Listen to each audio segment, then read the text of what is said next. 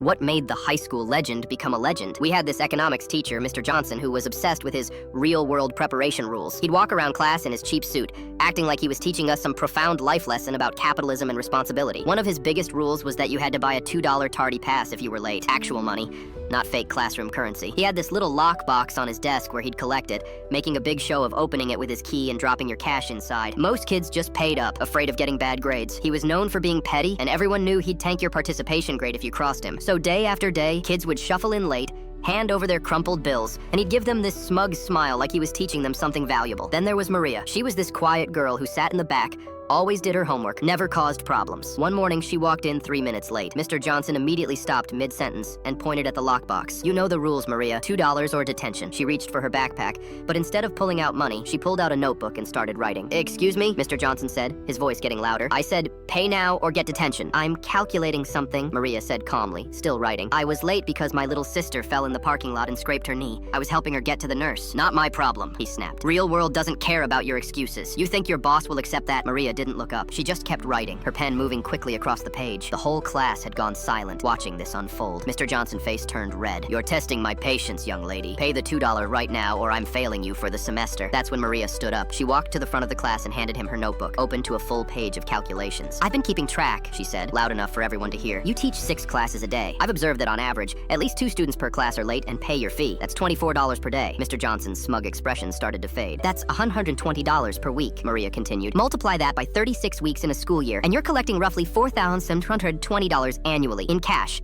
tax-free." The classroom was dead silent. You could hear the clock ticking on the wall. "Now," Maria said, pulling out her phone, "I've already drafted an email to Principal Chen and copied the school board. It includes photos of your lockbox, testimonies from 12 students who've paid this fee, and a breakdown of how this violates District Policy Section 4.7.2, which explicitly prohibits teachers from collecting money for punitive measures." She held up her phone so he could see the draft email, ready to send. "I also CC'd my mom, who happens to be a tax attorney, and she's very interested in how you've been reporting this income to the IRS. So here's what's going to happen, Mr. Johnson." Maria's voice was steady, but there was steel in it now. "You're going to apologize to me and my classmates. You're going to return every dollar you've collected this year, and you're going to email Principal Chen yourself, explaining that you're discontinuing this policy effective immediately." She smiled sweetly. "Or I can press send right now, and we can let the school board and the IRS sort it out. Your choice." Mr. Johnson just stood there, his face cycling through about 5 different shades of red and white. His hand was shaking as he reached for the lockbox.